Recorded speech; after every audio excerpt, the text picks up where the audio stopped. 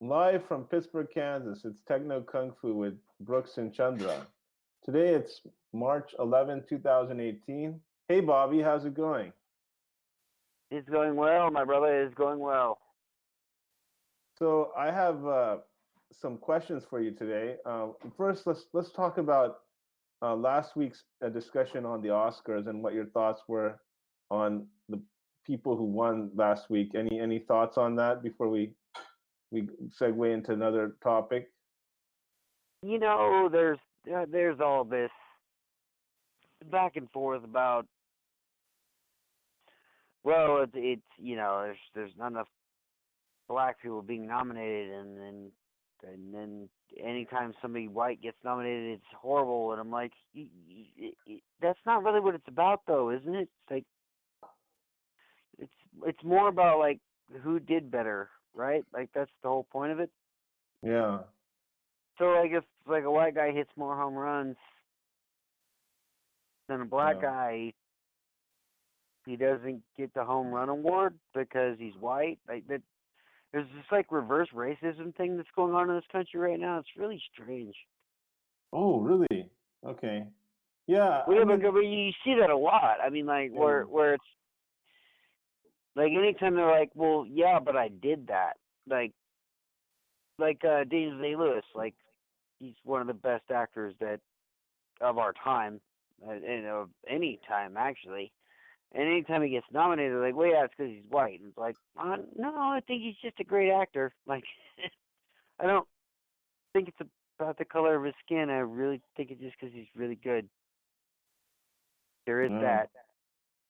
that. And lots of people have been nominated recently for from other races except Caucasian. So that's good. That's a good thing. It's Yeah, a good well, thing. and the thing is too is that then you get into this thing of, well, but what about every other race? Yeah.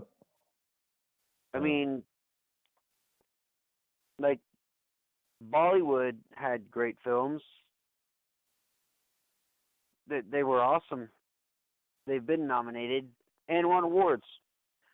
Yeah. So so it's a confusing scenario. You know what I mean? Yeah. Because like it's like, well, it's not that they're not nominating people that aren't white. It's that you just didn't get the nomination and you're upset. But well, that doesn't mean it's a racial issue. That just means that somebody was better than you. And I think it comes back down to this thing we've gotten to in this day and age where it's um everybody deserves a trophy, Right. Right. which basically negates the point of the trophy, right? Yeah. Like if everybody Yeah. gets one, well then no one deserves one. And this is a problem I've seen with this Oscar nominations. Like people, everyone has different set of movies they watch before they watch a movie, so they have some bias. Is there there should be some way to kind of loosen those biases and make sure that people watch it so they get the same objective treatment to that particular film. Like they watch a terrible movie, Geely or something, one of the most terrible movies of all time, Razzie Award, and then they watch Godfather 2 or something. Right. Then they'll think that wow, that's an awesome movie. But if the sequence in which they watch it is that controlled, this is like the scientific test, and to make it more scientific, so they don't, and then their personal vendettas or um, uh, associations with those actors and actresses, the people, the Academy Committee. So that would cause bias too. So that's something very important that they have to look at, rather than just the official tallying of votes and formalization of process and everything being put on a Blu-ray and or DVD, so it can be Well, easily digested. and you speak about like uh scientific bias. Like one of the things a comedian said recently that I thought was very intelligent was he had performed in front of a room of 400 people, and he performed in front of a room of 1,600 people. When you perform in front of a room of 400 people, that is a very small slice, right? Yeah. So if they like it, that just could be a majority of 400 people who like it. But the more those numbers get bigger, the more honest that gets. Does that make sense? Like, the more honest. You get more honest results that way. Right. So when you sit like 15 people down and you're like, hey, watch this movie, what do you think? Well, if they hate it, of course they hate it. Or they don't. But that's such a small percentage of what is actually going on. Yeah. And also they should, I mean, one thought I had is like, why don't you have a computer grade each movie? Have some certain types of characteristics it's looking for. For instance, the style of the motion of the photography or the cinematography, or moving in from different angles, or the juxtaposition of storylines. Certain characteristics that could be put in there that could automatically be tallied and then compare and contrast without any human in there to make it subjective, and their internal biases and stuff like that. So, well, Rotten Tomatoes does a good job of their metric, which is, here's what the consensus of people who watch movies professionally to judge them. And then they have the general public. okay. Right? Which is kind of smart. Like, it's pretty ingenious, because you have people who judge movies for a living, and then they just leave it open on the other end for like anybody who watches a movie, like, what'd you think? Yeah. And I mean they could and a lot of times those two don't meet up. Like, a lot of times the critics will hate it and everybody loves it, and then you start to wonder, well, okay, well, first off, what does it take to be a critic? Like what do you have to do to be a critic? Right. Other than have an opinion, because basically everybody's a critic. I mean, when I watch a movie, I'm a critic. Right. It's kind of like it doesn't necessarily give me. Yeah. It doesn't necessarily give me carte blanche to say one way or the other whether or not it's a good movie. It's kind of like the college football rankings now that are done by a number of experts rather than by using computers or any of that stuff, and by summation of a series of poll results. And so what they found is that they have some person that can be liable if they don't follow a certain metric. But I don't know what type of scheme they use to figure out, rather than just watching the games and what order they watch the games in. And the same thing could be said for many things. Like even football games could be watched by a computer. Computer could tally results, and then he could tell you how the ranking of that team, rather than just saying that the box scores determine what's going to be done, and that seems to tell very little of the story. And it gets even more complicated when you get into sports, because like somebody could have an off day. Like there's 15 reshoots for every scene in a movie. Like, however, there are no reshoots when if it's a sporting event. Like, it is what it is, and you could just have a bad day. Like, maybe you ate bad Thai food the day before and you don't feel great. Like, it doesn't mean that you're not good at this. It just means that particular day you weren't on your game. Yeah.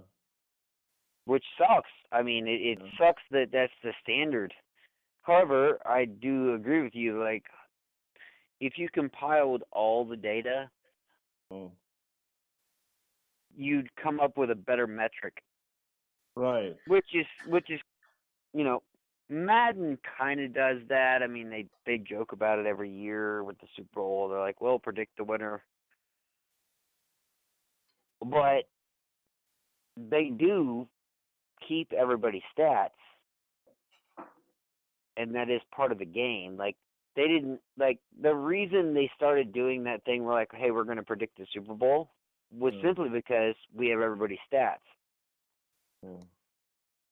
So the idea was, like, well, we have a pretty good idea because we have everybody's stats, and we have a computer that will compute how, like, we can play this multiple times and see how it ends up on autopilot, basically. Yeah. And like that seems to me more reliable, but at the same time, you know, you have to take into account human error, and obviously in anything like that, there's going to be human error.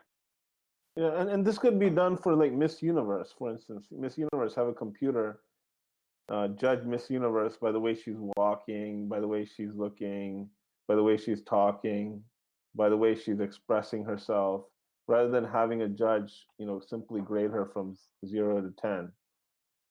You know, which is horrible too. Like, it's so. I mean, I don't mind it at all. Yeah. Like, I'm not on the fence about it either, one way or the other. But it is very subjective, and it puts her on a spot. Like, when you ask her a question, like, she has to have the perfect answer. She cannot answer you honestly. Yeah. There is no way she can answer you honestly. Yeah. She's been coached. She's like, this might as well be The Bachelorette. Like, she's been coached. She knows what she's supposed to say. This is what it is. Yeah. Cool. Which is horrible, because it should just be like, hey, I'm an awesome human being, and I happen to be pretty. Yeah. However, it's not that. It's a lot of coaching, a lot of stage makeup, and, you know, whatever. Yeah. But, you know, it is what it is. And I don't know. I basically anything that is broadcast on TV is kind of like that. Right. I mean, like, no one ever broadcast when I did judo. Yeah. However, I had some pretty awesome experiences. Like, one of the best ones was I actually won first place. Oh, wow. And beat a guy, and he came up and thanked me afterwards, and we hugged and had, like, an honest, like, that was awesome, thank you situation. Like, that's honest. What's not honest is, like, what's staged on TV. Like, like we had a very honest moment where it's like, yeah, we're both competitors, and mutual respect and all that, and, like, it was like, that should be shown more. Well, why isn't these karate events shown more on television anymore, like UFC? UFC has gained lots of traction, lots of money, similar to esports and gaming leagues have gained lots of traction, people taking lots of money home. Why hasn't karate leagues gone that for prime time yet? You know, there's like judo master this and taekwondo master this and fight, you know. ESPN really isn't, you know, harboring that type of content anymore, and they could really make characters out of them like WWF, and, you know, really spice up things. The thing is, though, is that, like, when you talk about the WWF and WWE and those kind of people, they are absolutely athletes, let's say, but it's all scripted. Yeah. However, karate and taekwondo, which I have a limited amount of karate experience and a limited amount of taekwondo experience. I actually didn't compete in either of those, but I know people who have competed in both. They're good friends of mine. There's very specific rules, and mostly because for safety. Because if you're not, if you don't have a high enough belt rank, it is not safe for you to do that to somebody else because you might hurt them. It's really about safety more than it is anything else. Right. Do you watch much the UFC and all those other type of martial arts type of things on TV? Well, I competed in MMA for a short period of time. Okay. And the thing is, it's you have to understand that it like, well, a lot of times what happens is that people come into it with a set of rules. Like in karate, there's a set of rules. This is what you do in competition. In judo, that's my forte, there's a set of rules. This is what you do in competition. You don't do this, you do that. Right. The UFC has a completely separate set of rules that are a lot more lax. On purpose, because you have to, because you're allowing anything. So you have to allow, you have to allow for that. And so you end up in this place where people who are used to fighting under rules, suddenly there are no rules, and they're getting hidden. For instance, someone who's only done jiu-jitsu or judo for most of their life, which is basically throwing and ground game. Right. They get hit in the face, and they go, "Whoa!" It spooks them because they're not used to getting hit in the face because that's not how they compete. That's not how they fight. So that's where you get into this cross training thing, and they crossed that gap a long time ago, but there's still a lot of that because, I mean, you can go to an MMA studio and you can learn MMA, and that's great. However, you're basically going to be a jack of all trades and a master of none. Right. However, I'm a brown belt in judo. Oh, wow. If you touch me, I'll throw you, and I'll break your arm. Wow. And that's what Ronda Rousey did her entire career in the UFC. She was an Olympic judoka. She won almost every single fight with an armbar, and it was simply because, well, that's what she does. However, she trained with a Muay Thai person so that she could not get hit in the face, basically. So the whole plan was, don't get hit in the face long enough to put her in an armbar. So the whole style of training is completely different, and it's for the best of martial arts. I mean, I studied Muay Thai as well, from a guy from Thailand, and it was amazing. He hurt me a lot. There was some times we didn't get along very well because I wasn't used to that style of training. Right. But at the same time, I also my base, the where I started martial arts was Jeet Kune Do, which was get rid of what doesn't work and keep what does. And that's kind of what the UFC is doing in a way. It's kind of awesome. I mean, they're basically, the UFC, whether they know it or not, is creating a martial art. Because if it works, it wins. If it wins, you make money. Right. So more people are going to do that. Right. I mean, there have been some anomalies. Like there was a karate guy, I can't remember his name. Oh God, it's gonna bug me. But he was brilliant, and he was solely karate, Okay. which is basically at this point in the UFC, like no one does just one thing. But he was solely karate, and he was just that good. That I mean, it was amazing. It was amazing to Yeah. watch him fight because you could, like, if you'd ever had any experience with it with karate, you're like, yeah, I see exactly what he's doing, and it was pretty amazing to watch.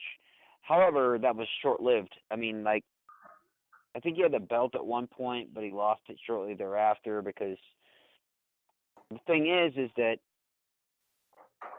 if all you can do is stand up, somebody's going to take you to the ground. Yeah. If all you can do is handle people on the ground, then people are going to make you stand up. Yeah. You get stuck in this cycle. But it is what it is. I mean, it's a great sport. I love it. I don't follow it as much as I used to, honestly, because I've gotten older, and you know, I enjoy watching the fights, but Yeah. It's not like it once was. It used to be very. Yeah. Now it's, how to put it correctly. Now it's like watching like you're watching the best of the best. You're not just watching two guys fight anymore. Yeah. Basically, no one is an underdog because they're all there on purpose.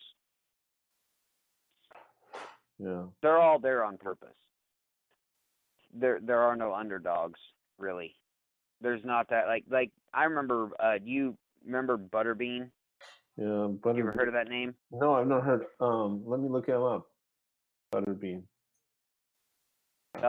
He was just a fat man with a very large head, and he just hit like a brick.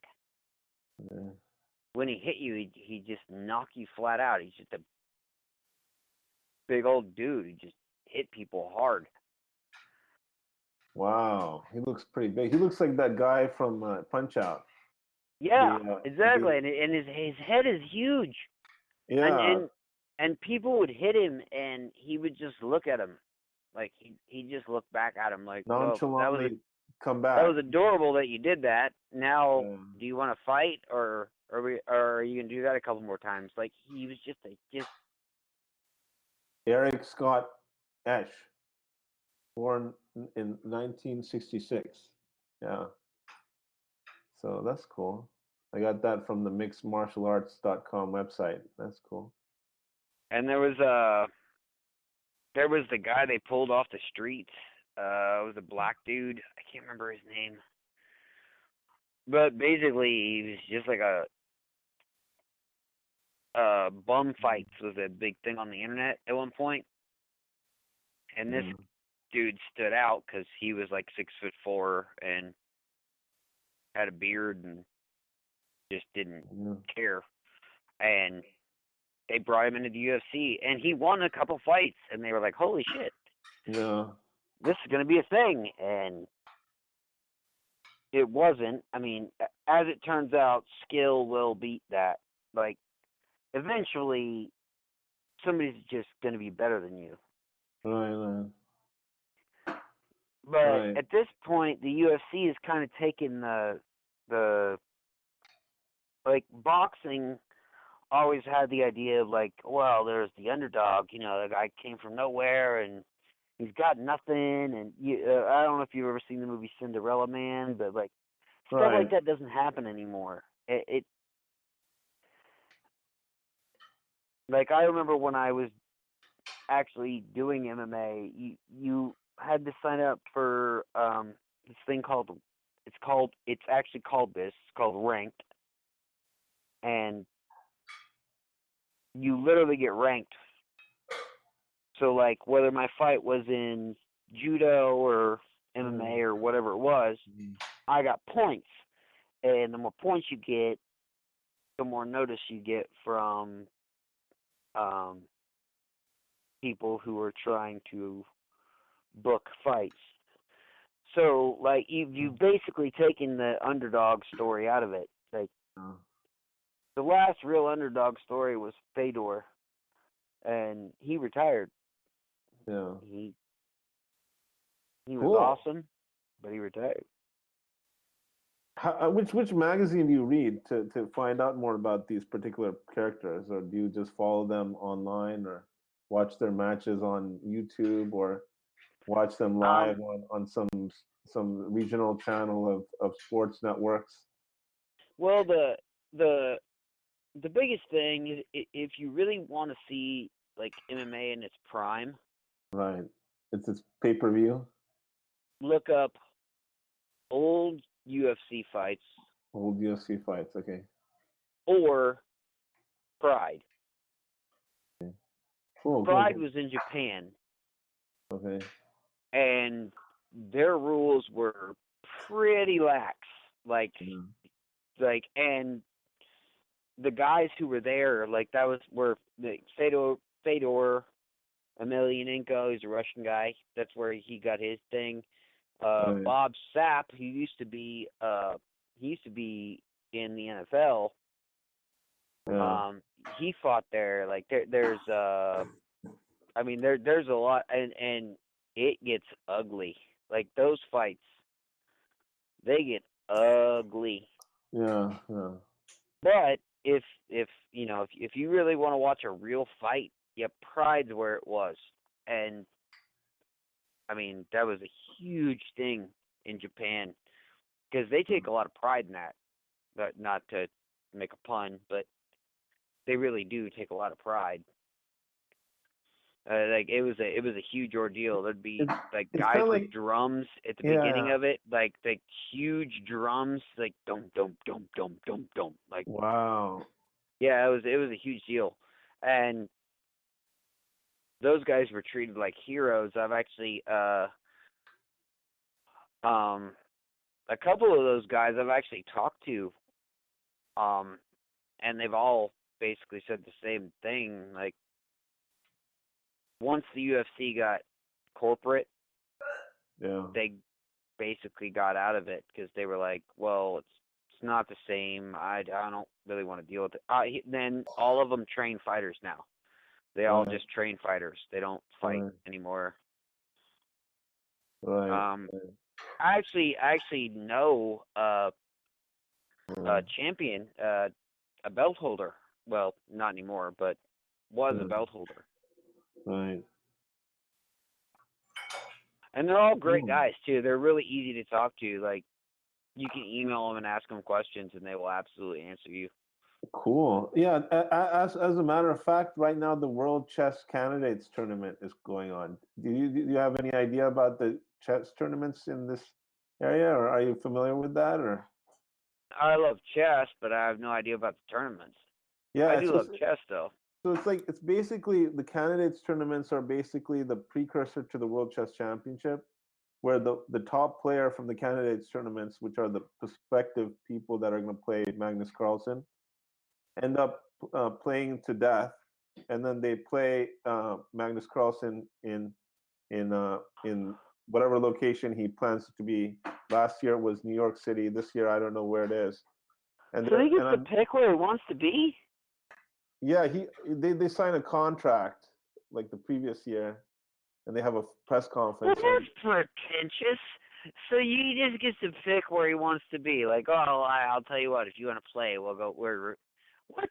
It's a game of chess. It's a board. And a bunch of pieces. Cool. You could do it in an airport. Like, yeah. It's pretentious. Well, the past few years it's been in Russia, India, and New York City. So the past few years it's been there. I really like chess because it's more of you can see them playing, and then the commentators, which is like someone like named Judith Polgar. Have you heard of Judith Polgar or Laszlo Polgar? No. Okay, so Laszlo Polgar was interesting because there's a special on the National Geographic Channel, where he says he progressively increases the rank or the difficulty level of the puzzles that he gives them. And this is how he took his daughters. Wait. So are we talking about a one-on-one chess game, or are we talking about like a scenario in chess? This is education methodology the Laszlo invented. Okay. Yeah, I read it in a Scientific American one day at the grocery store. I had nothing else to do. I was waiting for my parents to get ready, do something, and I read it. And I think it's 2006 or 2007.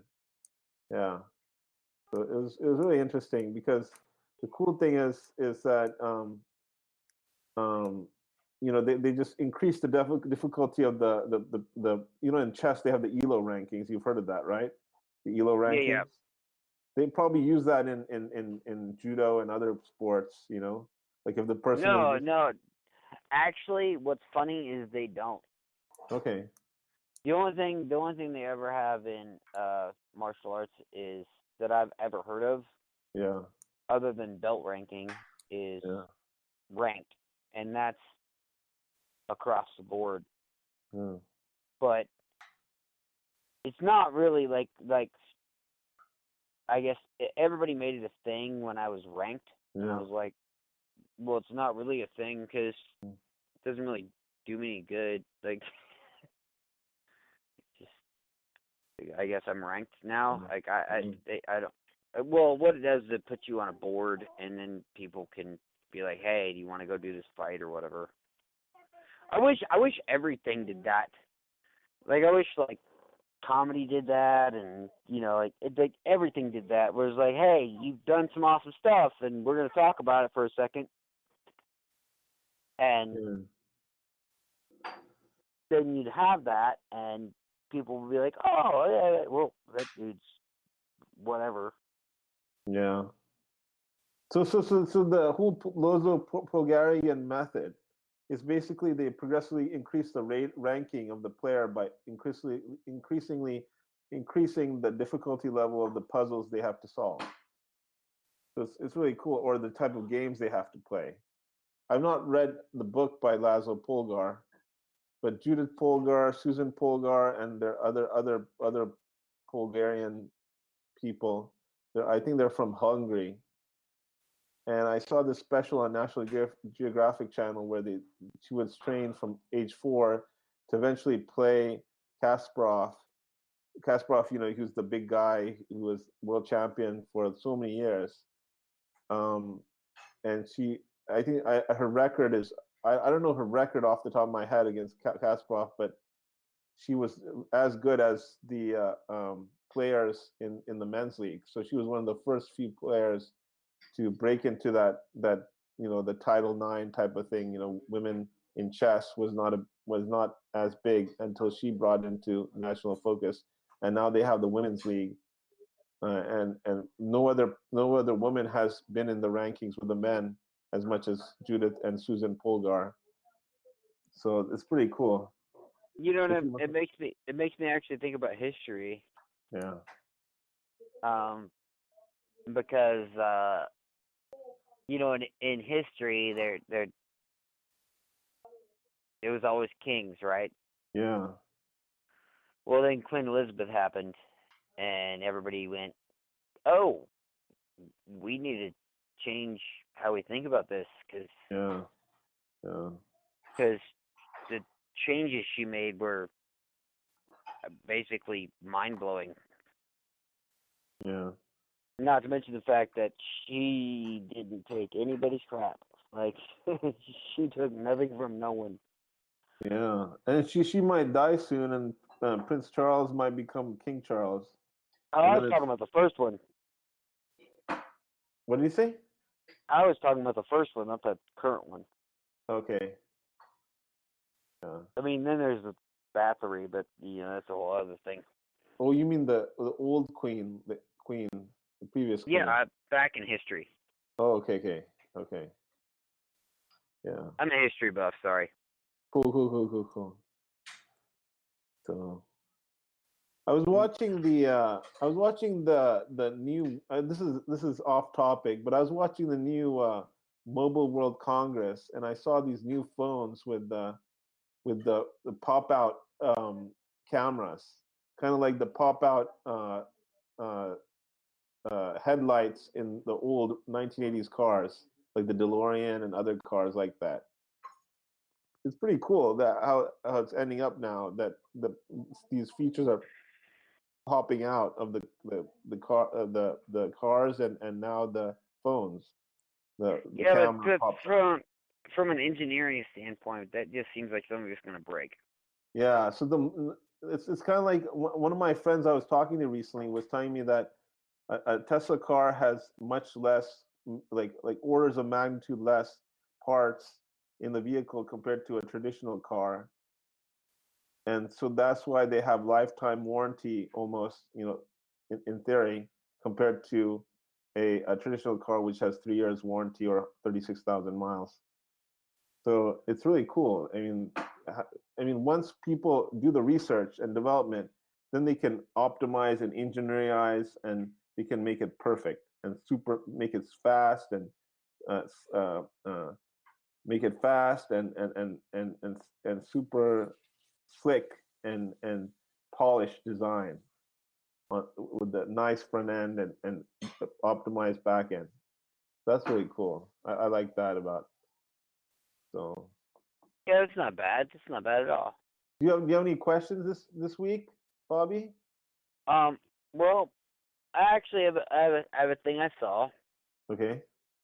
Um, way off topic. It was on Science Channel, Okay. and it's called, and I'm going to muss up the name of this, Abandoned and something or other. There's a rest of that, but I don't know what it is.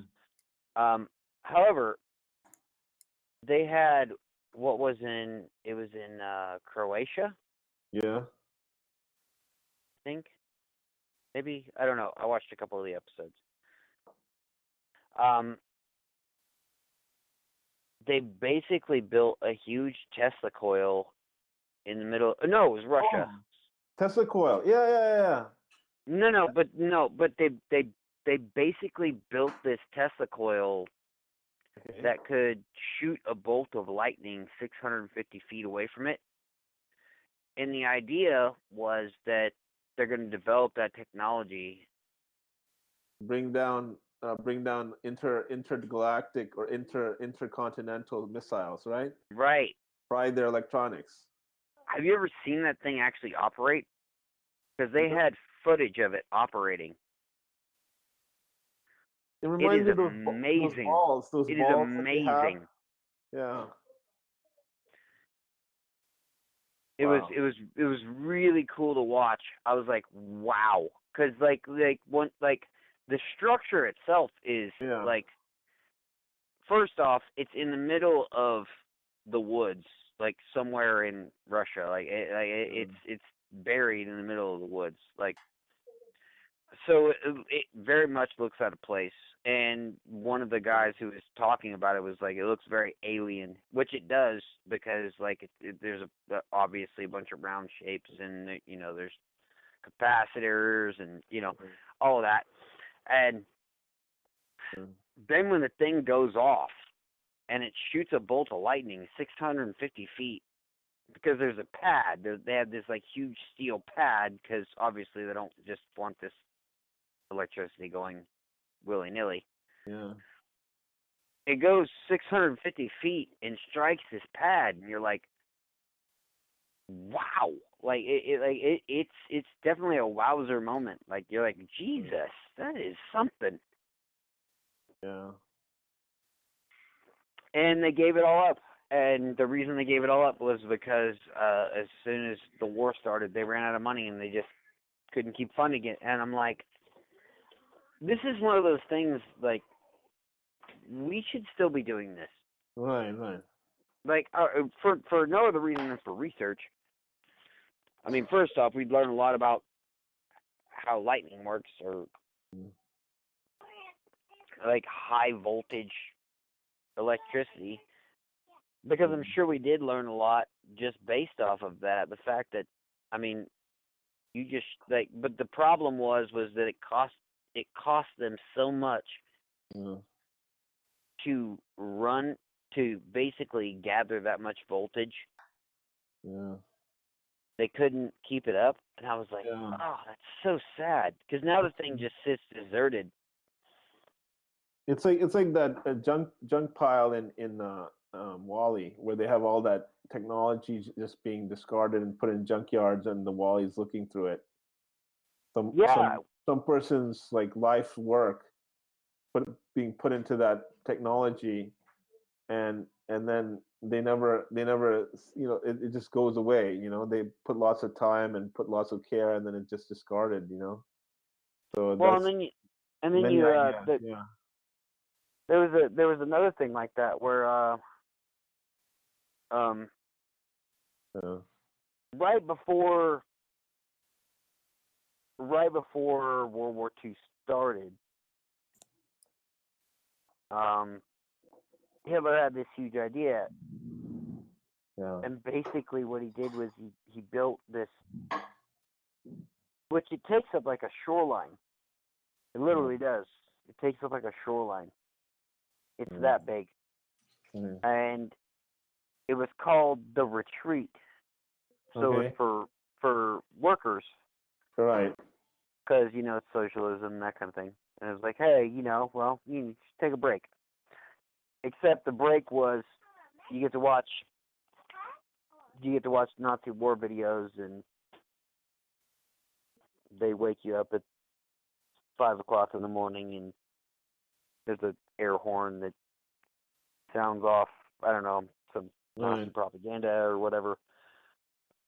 But the idea was that they were basically indoctrinating them. But that's not the impressive part. The impressive part is just the structure. It is literally huge. And, like, there are these things that are just forgotten. Like, not that I agree with any of that idea, but, like, just looking at the structure, I'm like, oh, my God. Like, how much work went into that? Yeah. Yeah. Anyway, It's a lot of work. It's a lot of work. if anybody's listening on the Science Channel, it's horrible. I should Google it or something, but it's abandoned something or other. I don't know what it's called, but it's on the Science Channel. There's not that many shows on there, so I'm pretty sure they can find it. But it's great. It's every one I've watched, I've been like, wow. Yeah. And the things that we didn't know happened that are pretty. I mean, I've come across a couple of those in my life where I was like, my first one I remember was with Einstein, where it was like he never intended to create a nuclear weapon. He intended to create a way to basically fuel the world and not hurt anything, and they turned that into a nuclear weapon. Right. By the way, anybody listening who has never read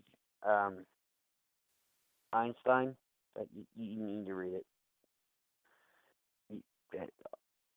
Just get a handle on that man. Like he is not who you think he is.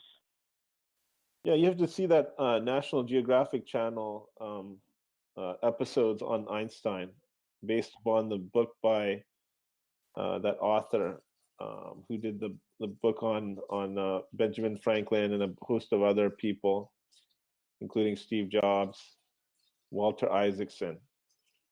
So Walter Isaacson. I'll have to look that up. Yeah. Have you ever read On Physics? No, I've not read On Physics. I've read I think it's the Writings of My Life or something by Einstein. Read parts of that. Yeah. So, and I read that book, parts of that book on by Walter Isaacson. I've seen the first 3 episodes of or 2 episodes of the series of based on Walter Isaacson, produced by Ron Howard. So it's really good stuff. You should check it out. Yeah, I like Ron Howard. Howard. I know he was Opie, but that's fine. It's fine that he's Opie. He's kind of metamorphosed from being not Morpheus. Sorry, Opie. Morpheus. Morpheus. Morpheus. Wow, he turned black and he got badass. What the hell happened? What I missed? He went from being Opie to being on Happy Days to being the director and producer of many films and biopics. So, including Beautiful Mind and Apollo 13 and a bunch also an underrated movie. The Beautiful Mind, underrated movie. Yeah. My favorite movie from him is I think it's Beautiful Mind and Apollo 13. Those are the two ones that stick out. Apollo 13 is just really it just boggles the mind how NASA was able to take a disaster and I mean, back on last week's discussion on Saturn V to this week's discussion, it just boggles my mind how they're able to do so many gigantic and Herculean tasks in such little time against when they have competition with the Russians, and now they have private competitions too. So and turning it all full circle, not necessarily a Trump supporter. I think a lot of his things are either out of reach or just absurd or whatever. However, restarting NASA, I don't think is a bad idea. We never really shut it down. Isn't that weird? Right. Like we said we shut down NASA, yet we're talking to the Mars rover every day. Yeah. So did we really shut down NASA, or did we just kind of scale it back? Like, what did we do here? We just said we're not sending rockets into space. We're using the Russian infrastructure to do that. So, like, it's one of those things where it's like, we didn't really shut down NASA. We just said we're not going to spend that much money to shoot rockets in space. Right. But we've gotten the technology, and I don't know if you read that article or saw that, but like they already have a program set to send to Mars. Like that's a thing now. Right. Cool. Which quite honestly, I don't know how smart that is. But I'm not on the ship, so I don't care. Okay. But cool. It's one of those things where it's like, are we really? You really think we can do that? Like, I'm like, oh, you might be overshooting. It's NASA grade technology. It's for every line of code they have like 200 lines of testing. Yeah, but the thing is though, is like,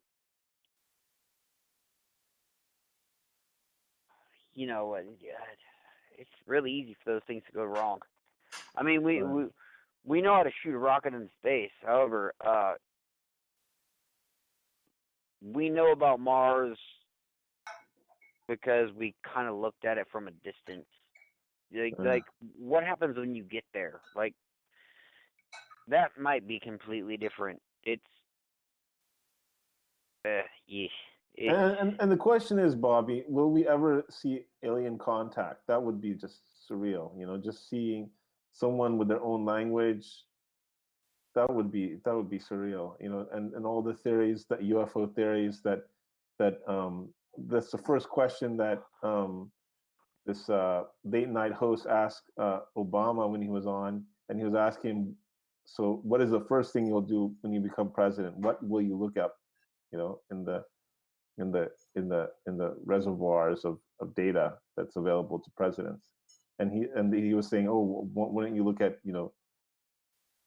Roswell, New Mexico, and all that stuff that happened there? So Be interesting, and all the movies that are based upon them, like Contact, and the new one that came out that I forgot the name, where they were had their own language and they had to decrypt their language, kind of like um, Encounters of the Third Kind, where they had those music playing with the notes, and they had to figure out the pattern in which they're playing and reverse engineer what was going on. So, Well, I mean, but all of this comes back down to basically how you figure language or music out, for that matter, yeah. is just you listen for repetition, Right. and by repetition you figure it out. Actually, I had a guy that I used to work with. No joke. Um, he learned Spanish and Yeah. he speaks it fluently and Yeah. with accent. Like he could go to Mexico tomorrow and everybody would think he lived there for 10 years. Yeah. The reason why is because what he would do is, and this is going to like talk about thinking outside of the box.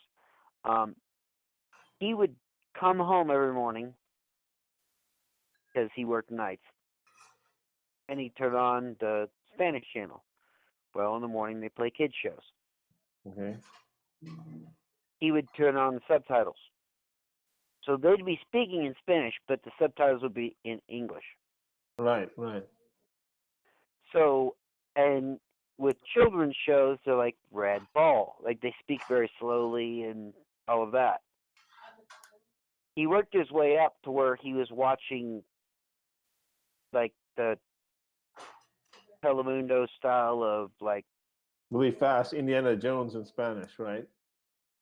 well, not even that, like the like General Hospital of the Spanish variety, or the Yeah. news or whatever. And he got to that point. So, and I was like, so basically you backwards engineered your way into learning Spanish, Right. Right. which was actually pretty brilliant in my head. I was like, that is the smartest thing I've ever heard in my life. Like you don't actually have to Yeah. Yeah. like buy all the tapes and do all the things. Like no, you could just set your TV to English subtitles on a Spanish show, Yeah. and it will literally tell you exactly what they're saying. Yeah. And yeah, he speaks fluent Spanish. It's amazing. It was absolutely It's amazing. like It's the it's life like hack. There we it's kind go. of like, There's the yeah. life hack for the episode. It's kind of like I was at a Indian Hare Rama Hare Krishna, and this Australian priest, he was so fluent in Hindi. He could recite the verses so perfectly and explain it so perfectly. It's like coming from another part of the world. And this was in Los Angeles, in near Venice Beach. And he was like talking all this stuff. And then I recently I saw him on some Indian channel. He showed up, and he was really really good. I mean, this is Australian priest, Indian priest, or Hindu priest, and he comes from out of nowhere and just baffles me. And I'm like, this is really cool stuff. I mean, this is why we need to make religion as multi-ethnic cultured as possible, so people we can shadow all doubts that there should be this type of person is associated with this type of religion or this type of person. So religion is basically uh, uh, uh, race race race race race agnostic. So Yeah, a race atheist. Who cares? yeah, That's where yeah, I'm at anymore. I'm like, I don't care. If you're a bad person, you're a bad person. It doesn't matter who you are. If you're a good person, yeah, you're a good person. It doesn't matter who you are. Like it doesn't matter. Like yeah. it's irrelevant. Your personality and who you are as a person matters more to me than the color Right. of your skin. I don't care. Like if you're a bad person, then you're just a bad person. That's just who you are. Yeah. Like you Right. Right. you you need to think about your life. Yeah. Cool. All right. So I think we'll end it here. It's been 1 hour. So Bobby, any ending thoughts or anything to sum it up before we end this podcast? Yeah. Plug the Facebook, plug the Twitter. 5 stars. Okay. As for Well, them, definitely tell everybody 5 star the iTunes. yeah. So this is Shyamal Chandra, and this is Bobby Brooks, and this is the Techno Kungfu podcast for March 11th, 2018. Uh, uh, get ready because next week we'll hopefully talk about March Madness after some games are played. So look forward to our conversation then. Until then, this is Shyamal signing off, and Bobby, you can have the last words. I probably should watch some more basketball. Okay, cool. All right, watch some basketball. All right, talk to you later. All right. Bye. Bye.